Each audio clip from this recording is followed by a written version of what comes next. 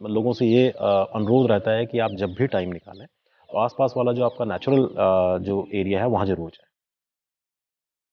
अगर आप राजा जी आए हैं तो यहाँ पर आपको टाइगर के दर्शन हो सकते हैं, आपको लेपर्ड दिखेगा, आपको हाथी दिखेगा, आपको जो बाकी कई तरह की सैकड़ों तरह की जो बर्ड्स स्पीसीज़ है वो दिखेंगी।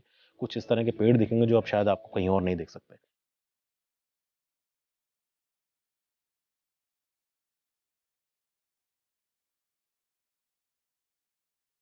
आप जानना चाहते हैं कि प्रकृति कैसे होती है अपनी पूरे ग्लो में, अपनी पूरी ग्लोरी में कैसे होती है, उसके लिए आपको राजा जी नहीं, आपको निकटवर्ती जो भी जो पैच है वाइल्ड एरिया जो है, वहाँ जाना बहुत ज़रूरी है।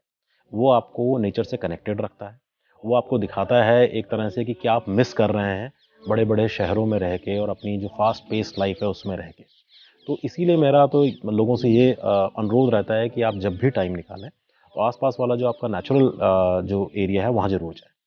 जो एरिया टाइगर रिज़र्व टाइप के जो एरिया हैं या किसी भी एक स्पीशीज़ से जो प्रोटेक्ट करने के लिए जो एरिया बनाए गए हैं, वहाँ पर आप उन स्पीशीज़ को बहुत क्लोज़ली देख भी सकते हैं। अगर आप राजा जी आए हैं तो यहाँ पर आपको टाइगर के दर्शन हो सकते हैं, आपको लेपर्ड दिखेगा, आपको हाथी दिखेगा, आपको जो बाकी कई तरह की सैकड़ों तरह की जो बर्ड्स स्पीशीज़ है वो दिखेंगी। कुछ इस तरह के पेड़ दिखेंगे जो आप शायद आपको कहीं और नहीं देख सकते। हमारे यहाँ साल का जो वृक्ष है, साल के जो जंगल हैं वो बहुत अच्छे हैं। और वैसे जंगल आपको शायद इन जो प्रोटेक्टेड एरियाज़ हैं इनके बाहर बहुत कम जगह आपको देखने को मिले। और साल के जो एसोसिएट्स हैं, चाहे वो टर्मिनेलिया की कई स्पीशीज़ हो सकती हैं, वो सब यहाँ पर बहुत अच्छे होते हैं। फिर कुछ ऐसी ग्रासेस हैं जो कि अब और जगह नहीं पाई जाती, क्योंकि वो जो हैबिटाट उनका है वही ख़त्म हो गया है। एक स्पीशीज़ होती है पूरी फ्लोरा की, ऑर्किड्स।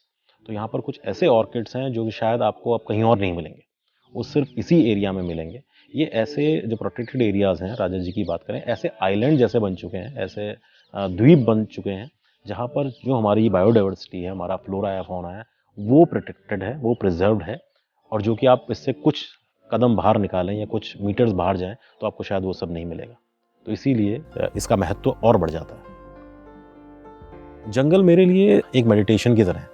आप जंगल आते हैं, आप उसमें खो जाते हैं। आप कोई चीज़ जंगल में, अपनी अगर बात करूँ तो मैं जंगल में आप कोई चीज़ ढूँढ नहीं रहे होते, ठीक है? आप ये नहीं ढूँढ रहे होते अधिकतर टाइम कि कोई जानवर दिख जाए, कोई दिख जाए। आप बस जंगल में अपने को एकसार करने के लिए आते हैं। और मुझे लगता है कि उससे बड़ा मेडिटेशन, जब आपके कोई भी थॉट्स आपके दिमाग में नहीं हैं, आप बस उसमें उस अनुभूति को महसूस करना चाहते हैं, तो ये पर्सनल लेवल पे अगर कहें तो इस तरह का एक फीलिंग आपके अंदर आती है कि मेडिटेशन है।